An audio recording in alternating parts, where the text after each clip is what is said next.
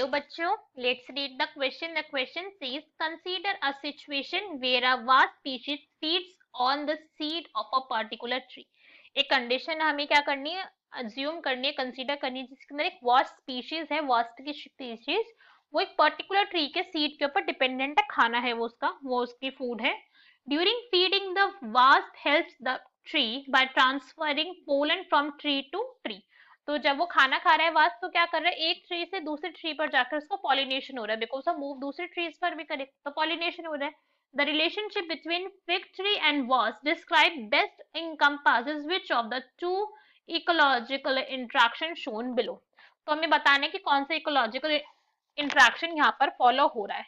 So now let's start the question. सबसे पहले हम क्वेश्चन को सॉल्व करने का की कॉन्सेप्ट देखेंगे. की कॉन्सेप्ट, और की कॉन्सेप्ट क्या है हमारे, कि हमें सिचुएशन को ऑब्जर्व करना है. सिंपल सा कि सिचुएशन को ऑब्जर्व करो और पता लगा लो कि यहाँ पे कौन सी कंडीशन हो रही है, किस टाइप की इंटरेक्शन यहाँ पर फाउंड होगी. तो अगर हम यहाँ पे देखें तो टू टाइप के हैं, यहाँ पे टू टाइप की इंटरेक्शन यहाँ पे मिलेगी.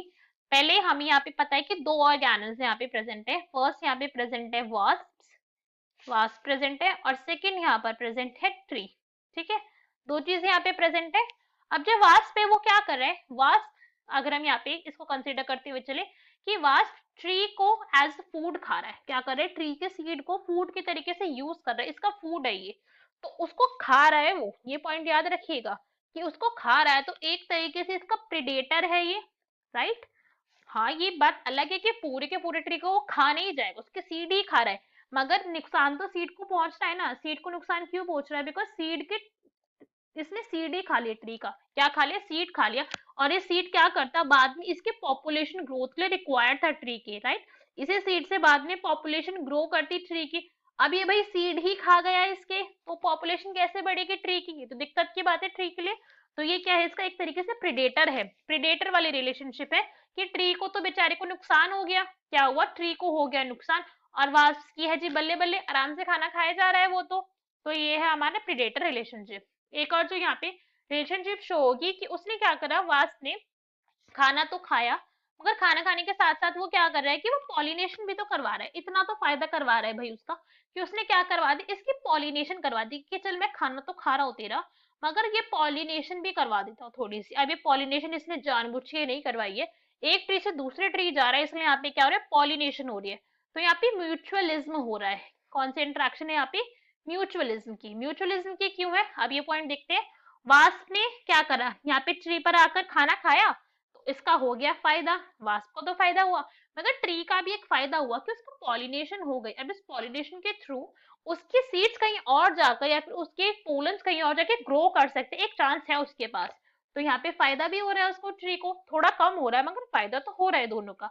तो ये कौन सी रिलेशनशिप हो गई, म्यूचुअलिज्म हो गई. So our correct answer will be B, that is mutualism and predation. बाकी के ऑप्शन रीड करते हैं. तो नेक्स्ट हमें क्या गिवन है, ए की अगर हम बात करें, ए में हमें गिवन है अमेंशलिज्म एंड प्रेडेशन.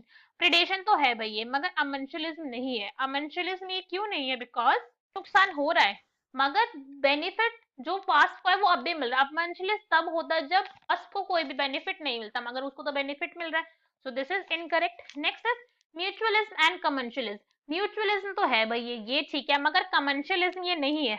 कमेंशलिज्म क्यों नहीं है, बिकॉज यहाँ पे अगर हम देखें तो वास्प को फायदा तो हो रहा है, मगर ट्री को ऐसा नहीं है कि उसको कोई फायदा नहीं हो रहा है या फिर नुकसान नहीं हो रहा, उसे नुकसान हो रहा है.